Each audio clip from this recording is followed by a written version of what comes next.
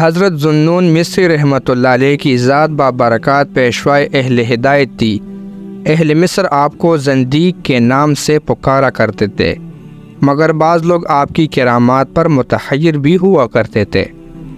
چنانچہ آپ نے اپنے آپ کو خلقت سے پوشیدہ رکھنے میں صحیح بلیغ سے کام لیا، اس لیے جب تک آپ زندہ رہے لوگ آپ کے منکر رہے، اور جب تک کہ آپ وفات نہ پا گئے کوئی شخص آپ کے حالات سے واقف نہ ہو سکا۔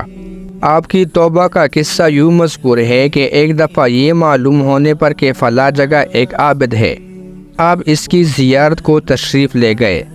دیکھا کہ وہ عابد درخت کے ساتھ لٹکا ہوا ہے اور اپنے نفس کو کہہ رہا ہے کہ عبادت الہی میں میری موافقت کرو، ورنہ میں تجھ کو اسی طرح رکھوں گا یہاں تک کہ تو بھوک سے مر جائے گا۔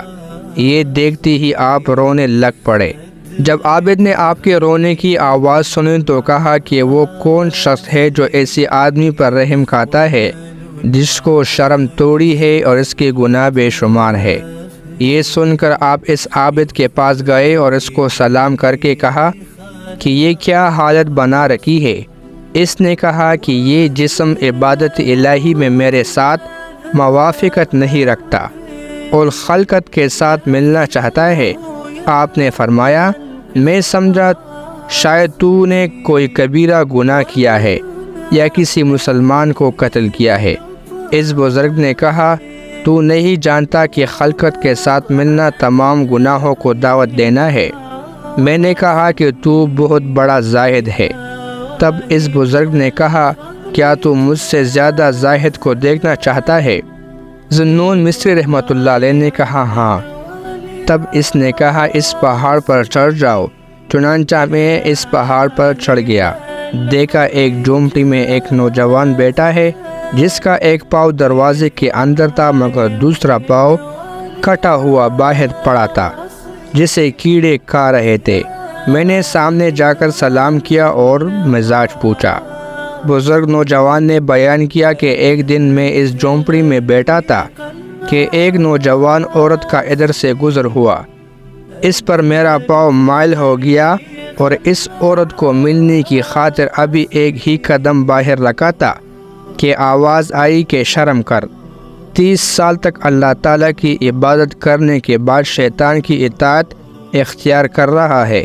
یہ سنتے ہی میں نے اس پاؤں کو جو باہر دروازے کے پہنچ چکا تھا کاٹ ڈالا اور اب یہاں بیٹھا ہوں۔ دیکھیے کیا ظہور میں آتا ہے اور میرے ساتھ کیا سلوک کیا جاتا ہے۔ تم میرے جیسے گناہگار شخص کے پاس کیوں آئے ہو؟ لیکن اگر تم مردان خدا میں سے کسی کو دیکھنا چاہتے ہو تو اس پہاڑ کی چوٹی پر چڑھ جاؤ۔ لیکن ان میں تکان کی وجہ سے چوٹی پر نہ چڑھ سکا اور اسی بزرگ سے ان کا حال پوچھا تو کہا کہ وہ مدت سے ایک عبادت خانہ بنا کر اسی میں رہتا ہے۔ ایک دفعہ ایک شخص نے اس سے جھگڑا کیا کہ انسان کو روزی محنت و مشقت اور کسب سے حاصل ہوتی ہے۔ یہ سن کر اس بزرگ نے کہا کہ میں آئندہ کوئی ایسی چیز نہ کھاؤں گا جس میں کسی مخلوق کے کسب کا دخل ہوگا۔ غرض چند دن گزر گئے، نہ کچھ کھایا نہ پیا۔ اللہ تعالیٰ نے شہد کی مکھیوں کو اس کے پاس بھیجا تاکہ اس کے گرد دراڑے اور ان کو شہد دے۔ آپ فرماتے ہیں کہ ان باتوں کو سن کر میرے دل میں ایک درد خلش سی پیدا ہوئی اور میں سمجھ لیا کہ جو شخص اللہ تعالیٰ پر توکل کر لیتا ہے خداوند کریم اس کا خود کار ساز بن جاتا ہے، اس کی محنت کو ضائع نہیں کرتا۔ اسی اسنا میں جب کہ میں واپس آ رہا تھا تو دیکھا ایک اندھا پرندہ ایک درخت پر بیٹھا ہوا تھا۔ وہ پرندہ درخت سے نیچے اترا۔ میں نے کہا یہ اندھا پرندہ کہاں سے کھاتا پیتا ہوگا؟ میں اسی خیال میں تھا کہ اس پرندے نے اپنے چونچ سے زمین کو کھودا۔ فوراً ہی 2 پیالیاں قدرت الہی سے نظر آئی جن میں دانا اور پانی تھا۔ اندھے پرندے نے سیر ہو کر کھایا پیا، پھر وہ اپنی جگہ پر جا بیٹھا اور پیالیاں پھر زمین میں چلی گئی۔ یہ ماجرا دیکھتے ہی آپ کو خداوند کریم پر پورا بھروسہ ہو گیا اور آپ کی توبہ محقق ہو گئی۔ آپ سفر میں تھے کہ جنگل میں رات ہو گئی۔ اس جگہ آپ نے ایک سونے کی تیلی پائی جس پر اللہ تعالیٰ کا نام لکھا ہوا تھا۔ آپ کے ہمراہیوں نے وہ زر باہم تقسیم کر لیا۔ آپ نے فرمایا کہ یہ تیلی جس پر میرے دوست کا نام ہے مجھے دے دو۔ چنانچہ آپ نے وہ تختہ یعنی تیلی لے کر اس کو نہایت ادب کے ساتھ بوسہ دیا، جس کی برکت سے آپ کا مرتبہ درگاہ الہی میں بلند ہو گیا۔ ایک رات آپ نے خواب میں دیکھا کہ ایک بزرگ کہہ رہے تھے کہ اے ذوالنون، ہر شخص نے زر کی طرف توجہ کی مگر تو نے اس سے اعلیٰ شے کی رغبت کی، یعنی اللہ تعالیٰ کے نام کی۔ چنانچہ اللہ تعالیٰ نے اس فعل کی برکت سے علم و حکمت کے دروازے تجھ پر کھول دیے ہیں۔ اس کے بعد آپ اپنے گھر میں واپس آ گئے۔ فرماتے ہیں کہ ایک دن میں نہر کے کنارے پر گیا، وہاں میں نے ایک محل دیکھا، اور وضو کرنے کے بعد جب میں نے اوپر کی طرف نظر کی تو محل پر ایک صاحب جمال عورت نظر آئی۔ میں نے اس کو آزمائش کی غرض سے پوچھا کہ تو کون ہے؟ اس نے کہا ذوالنون، جب میں نے تم کو دور سے دیکھا تو دیوانہ سمجھا، جب تو نزدیک آیا تو عالم خیال کیا، مگر جب اس سے بھی زیادہ نزدیک آیا تو میں نے آپ کو عارف خیال کیا۔ بس جب زیادہ غور سے دیکھا تو نہ دیوانہ نہ عالم نہ عارف پایا۔ میں نے کہا کہ کس طرح؟ کہا کہ اگر تو دیوانہ ہوتا تو طہارت نہ کرتا، اگر عالم ہوتا تو نامحرم کی طرف نہ دیکھتا، اگر عارف ہوتا تو تیری آنکھ اللہ کے سوا کسی پر نہ کھلتی۔ یہ کہہ کر وہ عورت غائب ہو گئی۔ میں سمجھ گیا کہ مجھے تنبیہ کی گئی ہے، جس کی وجہ سے میرے دل میں خوف خدا غالب ہو گئی۔ پھر میں دریا کی طرف گیا، وہاں کشتی میں لوگ بیٹھے تھے، میں بھی کشتی میں سوار ہو گیا۔ اتفاقاً ایک سوداگر کا موتی کشتی میں گم ہو گیا۔ چنانچہ سب لوگوں نے مجھ پر شک کیا، باوجود یہ کہ انہوں نے مجھے سخت تکلیف دی، لیکن میں خاموش رہا۔ جب انہوں نے حد سے زیادہ تکلیف دی تو میں نے کہا کہ الہی تو سارا حال جانتا ہے۔ ابھی میں نے یہ لفظ کہے کہ ہزاروں مچھلی سطح آب پر نظر آئے اور ہر ایک مچھلی کے منہ میں ایک ایک موتی تھی۔ آپ نے فوراً ایک مچھلی کے منہ سے موتی لے کر ان لوگوں کو دے دیا۔ کشتی میں لوگ یہ ماجرا دیکھ کر شرمندہ ہوئے اور معذرت کرنے لگے۔ اسی دن سے آپ کا نام ذوالنون، مچھلیوں کا صاحب، مشہور ہوا۔ آپ حد سے زیادہ عبادت و ریاضت کرتے اور آپ کی ہمشیرہ بھی جو آپ کے ساتھ رہا کرتی تھی اس قدر عارف ہو گئی کہ ایک دن قرآن شریف کی تلاوت کرتے ہوئے جب وَظَلَّلْنَا عَلَيْكُمُ الْغَمَامَ وَأَنزَلْنَا عَلَيْكُمُ الْمَنَّ وَالسَّلْوَىٰ پر پہنچی تو خداوند کریم کو مخاطب کر کے کہا کہ تو نے بنی اسرائیل پر من و سلمہ بھیج دیا لیکن محمدیوں پر نہ بھیجا۔ مجھے تیری خدائی کی قسم، جب تک تو مجھ کو من و سلوہ نہ بھیجے گا میں ہرگز نہ بیٹھوں گی۔ چنانچہ اسی وقت من و سلوہ کا نزول شروع ہو گیا۔ یہ دیکھ کر وہ اسی وقت جنگل کی طرف نکل گئی اور پھر کسی نے اس کو نہ دیکھا۔ دوران صحرا نوردی کے ایک دفعہ آپ نے ایک پہاڑ پر بہت سے آدمیوں کو اکٹھا دیکھا۔ پوچھا کہ تم لوگ یہاں کس لیے جمع ہوئے ہو؟ انہوں نے کہا کہ یہاں ایک عابد رہتے ہیں جو سال بھر کے بعد ایک دفعہ اپنے عبادت خانے سے باہر نکلتے ہیں اور مریض کو دم کرتے ہیں جن سے ان کی مرض دور ہو جاتا ہے۔ اس کے بعد وہ پھر عبادت خانہ میں داخل ہو جاتے ہیں۔ یہ سن کر فرماتے ہیں کہ میں نے اس دن تک وہی قیام کیا جب تک کہ وہ عابد اپنی عبادت گاہ سے باہر نہ نکلے۔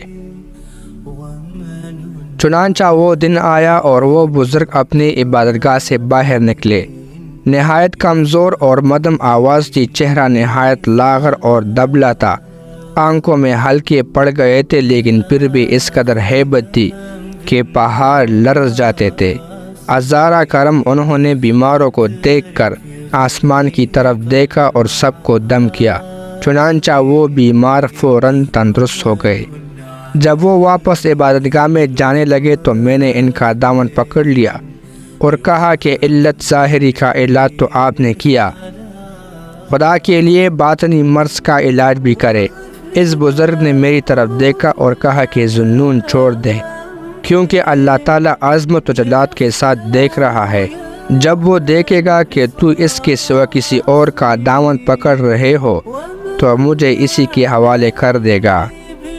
یہ کہہ کر عبادت گاہ میں چلے گئے۔ آپ فرماتے ہیں کہ میں نے 30 سال تک لوگوں کو دعوت حق دی، مگر اس عرصہ میں ایک ہی ایسا شخص جیسا کہ چاہیے درگاہ خداوندی میں آیا، اور وہ ایک شہزادہ تھا جو شان و شوکت کے ساتھ میری مسجد کے نزدیک سے گزرا۔ میں اس وقت یہ کہہ رہا تھا کہ اس کمزور آدمی سے بڑھ کر اور کوئی شخص احمق نہیں جو ایک طاقتور کے ساتھ لڑتا ہے۔ یہ بات سن کر شہزادہ مسجد کے اندر آ گیا اور پوچھنے لگا کہ اس کا مطلب کیا ہے۔ میں نے کہا انسان محض ایک کمزور ہستی ہے جو خدائے بزرگ اور برتر کے ساتھ جنگ کرتا ہے۔ ان الفاظ کے سنتے ہی اس شہزادے کا رنگ فک ہو گیا اور مسجد سے نکل کر چلا گیا۔ دوسرے دن وہ پھر آیا اور مجھ سے خدا کا راستہ پوچھا۔ میں نے کہا کہ ایک راستہ لمبا ہے اور ایک چھوٹا۔